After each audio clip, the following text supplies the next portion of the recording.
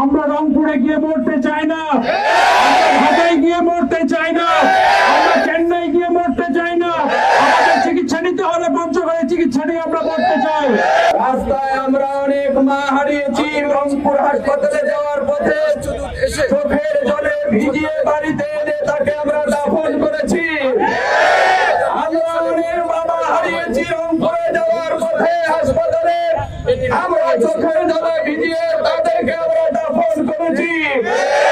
পঞ্চগড়ের অবহেলিত অনুর্বর এলাকায় আমাদের প্রাণের দাবি, চীন সরকার কর্তৃক যে হাসপাতাল বাংলাদেশে নেওয়া হবে তা আমরা আমাদের অবহেলিত পঞ্চগড়ে চাই।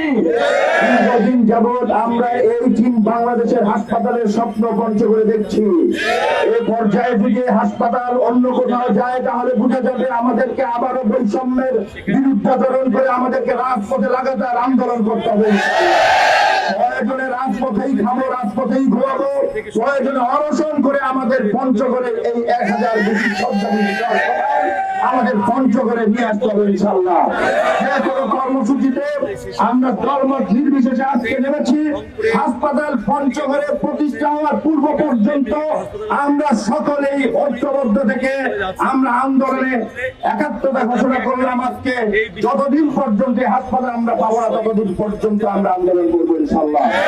700 বছর আগেও এই পঞ্চগড়ের ভিতরগড় চীন, তিব্বত, ভুটান, নেপাল, সিকিমের বাণিজ্যিক রাজধানী ছিল। এই পঞ্চগড় বাণিজ্যিক রাজধানী ছিল। আজকে 1000 শয্যা বিশিষ্ট যে হাসপাতালটি হইতে যাচ্ছে, সেই হাসপাতাল সহ একটি মেডিকেল কলেজ পঞ্চগড়ে চাই। আজকে সেই হাসপাতাল এবং মেডিকেল কলেজ যদি পঞ্চগড়ে হয় তাহলে এই পঞ্চগড় তার পুরনো ইতিহাস ঐতিহ্য ফিরে পাবে। চিকিৎসা জনিত সামান্য ত্রুটি বিচ্ছুতির কারণে আমাদেরকে প্রায় 150 কিলোমিটারের বেশি পথ পাড়ি দিতে হয়। এর ফলে আমরা দেখি যেসব এমার্জেন্সি রোগী রয়েছে তাদেরকে মাঝপথ থেকে ফিরিয়ে আনতে হয় এবং চিকিৎসা অভাবে মৃত্যুবরণের মতো নির্মম সত্যটি পঞ্চগড়ের মানুষকে বারবার মেনে নিতে হয়।